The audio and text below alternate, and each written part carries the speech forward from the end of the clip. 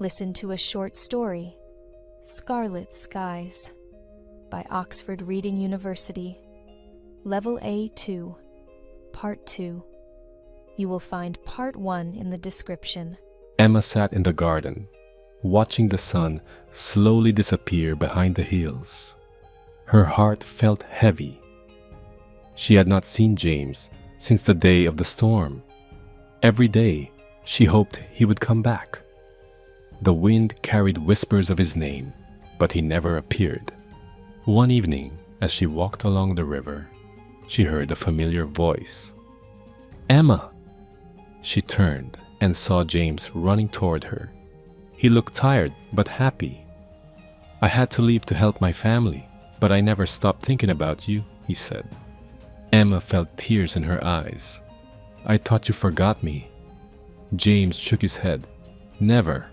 I came back because I love you. If you still want me, I will stay." Emma smiled. "Of course, I want you to stay." James took Emma's hands. "I have something to show you. Come with me." Curious, Emma followed him through the village to a small house near the river. "This house was my grandfather's," James explained. "It has been empty for a long time, but I want to fix it. If you want, we can build a home here together." Emma looked at the little house. The walls were old and the windows were broken, but she could see a future there. "It's perfect," she said softly. Over the next few weeks, James and Emma worked hard. They painted the walls, repaired the roof, and planted flowers in the garden. The village people helped too. Everyone was happy to see them together. The little house slowly became warm and beautiful, filled with laughter and dreams. One evening, after a long day of work, James and Emma sat on the porch, watching the stars. "Emma, will you marry me?" James asked. Emma gasped. "Are you sure?" James smiled. "I've never been more sure of anything in my life." Tears of happiness filled Emma's eyes. "Yes," she said. As the preparations for the wedding began, Emma's parents worried. "What about Thomas?" her mother asked. "His family is rich. They will take care of you," Emma said. "I love James. I don't care about Thomas or his money." "I will not give my blessing," her father replied. "That's okay," Emma said. "I'm leaving right now." Emma went to live in James' village. People in the village were happy.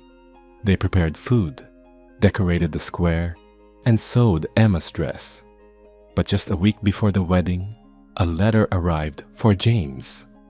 His father was ill, and he had to leave at once. "I will come back, I promise," James told Emma. But doubt crept into her heart. Would he really return this time? Days passed, and there was no news. Emma tried to stay hopeful, but fear grew inside her. Just when she was about to lose hope, James returned. His father was better, and now nothing could keep them apart.